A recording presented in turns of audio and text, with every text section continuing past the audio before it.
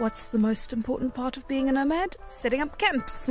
Setting up safe, warm shelters would have been the most important part of arriving at a new location for the clan, and these camps would have to be easy to build using immediately available materials. In our case, the shelter is a half circle big enough to accommodate the entire clan, with its main structural support comprising of large sticks propped against each other similar to a teepee, with mud and rocks added to the walls to reinforce them, topped with grass and leaves to form a loose roof that, while likely having to be constantly replenished as the wind blows it away, should work as a functional warm shelter for travelers on the never-ending road. And hey, if they get lucky, they can always just use a cave or rocky outcrop.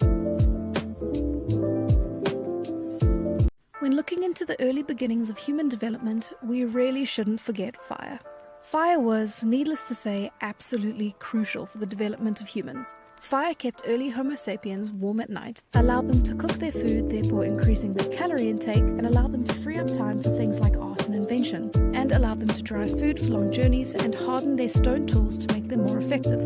But fire also had tactical advantages, allowing early hunters to burn away huge amounts of brush to make it easy to track animals, clear out caves of possible dangerous wildlife, and even corral and trap prey to capture them. Not only that, but there are theories that the act of gathering around and maintaining fires allowed for more social development, gave jobs to those who otherwise would be considered burdens, such as the elderly, and even lowered the weaning age, allowing for families to have more children. So, yeah, fire's pretty important. So, I've just discovered the hardest part of the entire world building project, the tools. Using the basic raw materials of bone, stone, sinew cords, and tar pitch, tools and weapons were a must for the survival of our prehistoric man. Since real-world timelines here are a bit fuzzy, at least how I understand them, I went with hafted, bone, and stoneware tools.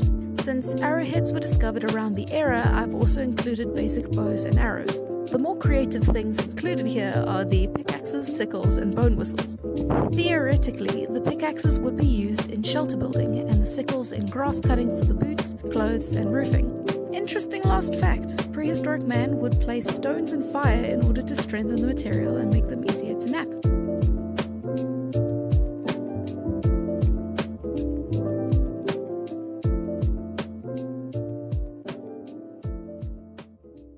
Let's talk Tala's origin story, and with that, her family.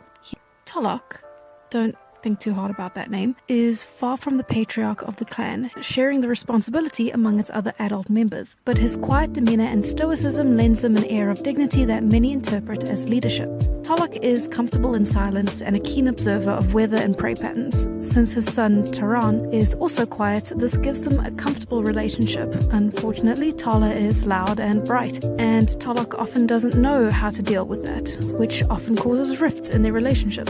A hard life has left Tala's father tired and world-weary. He's witnessed death and struggle, famine and suffering, and this exhaustion, while not something Tala knows quite yet, is something she will grow to learn throughout the story. Designing Tala's family. Aunt Mitska. Tala's aunt, her father's sister, is loud, bright, and Tala's main adult influence. Deeply in love with her husband, Orgel, Mitska has two daughters, Maya and Mai. But after having Maya when she was young, many of Mitska's later children didn't survive birth or infancy, until finally she had Mai years later. Despite her suffering, she retains her jovial attitude and stands as a source of support and comfort to her eldest daughter and her niece Tala. Somewhat irresponsible, but ultimately sweet and deeply caring for her family, Mitska is an integral part of Tala's life and the clan's togetherness. Designing Tala's family. Orgel. Married to Tala's aunt Mitska, Orgel is the fun, goofy counterpart to his fun, goofy wife. Together, the two make the perfect team, supporting each other and forming the clan's heart. Physically, Orgel is the most imposing of the group, capable of putting on a more serious act in case they encounter not-so-friendly clans in passing, but he's far more fitted to the gentle giant archetype in reality. A skilled hunter and runner, Orgel is first in the hunting lineup and comes third in leadership ability behind Talak and Mitska. Orgel is a comforting omnipresence within the clan, who'd be lost without his laid-back strength of character. Designing Tala's family. Cousin Maya. The eldest daughter of Mitska and Orgel, Maya is friendly and bubbly like her mother, but in a more reserved way, influenced by her uncle. After a run-in with a fellow nomad clan during their traveling, Maya had a child called Iggy. Iggy is a baby. He likes chewing on rocks and is also very cute. as most babies are. Since the job of parenting is not only held by the parents but also the clan as a whole, Iggy is very well loved and cared for by all. But the camp is typically held down by Mare and the old man Mott, while the others hunt, making Mare a more homely figure in Tala's life. Designing Tala's family, Mai. The second youngest of the clan, Mai is the younger sister of Maya and daughter of Mitska and Orgel. Fascinated by the world around her, Mai is very much like Tala in her boundless energy and excitement for life. However, Mai gets on well with everyone and isn't plagued by the same insecurities as Tala.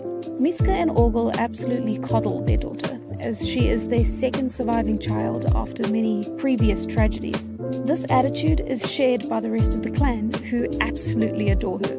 Mai binds everyone together like glue, unequivocally the heart of the family.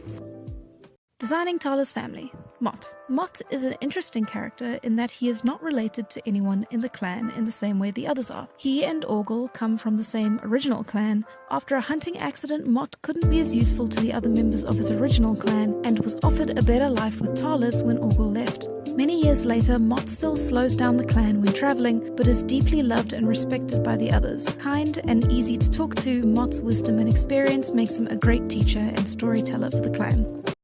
Designing Tala's family. One of the most important members of Tala's early life is her older brother, Taran. Taran takes after his father. Quiet and more introverted, he is happy to sit with his own thoughts, but is equally as happy to spend time with Tala as she drags him and their cousins along on adventures. Balancing Tala's hyperactiveness with a more calmer personality, Tala also helps Taran come out of his shell. While Tala's relationship with her father is rather strained, Taran gets along very well with Talak and has great respect for his elders within the clan, pushing him to work hard to make them proud. When push comes to shove, he will do anything for his family. Designing Tala's family. Tala.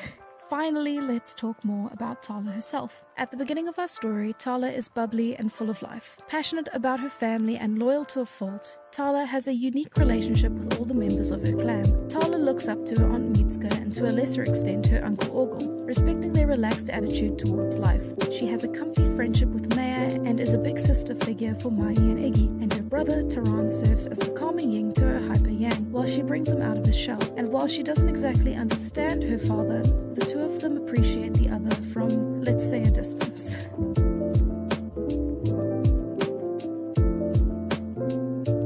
So, for the last few weeks, I've been making shorts detailing descriptions for the family that will appear in the beginning of Tala's story. So I thought I'd make this to quickly explain my process behind creating the family. I started with the concept and theme. Tala begins her story so excited to live and surrounded by loved ones. This, the beginning of what's about to be a very long life, has to be some of her happiest times, to shape her into someone with hope and optimism. So a large, happy family was created, while also accounting for their harsh environment. And so there's a few deceased family members as well. I then looked at each individual and how they would affect Tala and Tala alone, each adding their own experiences and presence to her life. I then worked on making their personalities more three-dimensional, allowing them to stand on their own and have interpersonal relationships with one another, working from a core personality trait to a rounded person.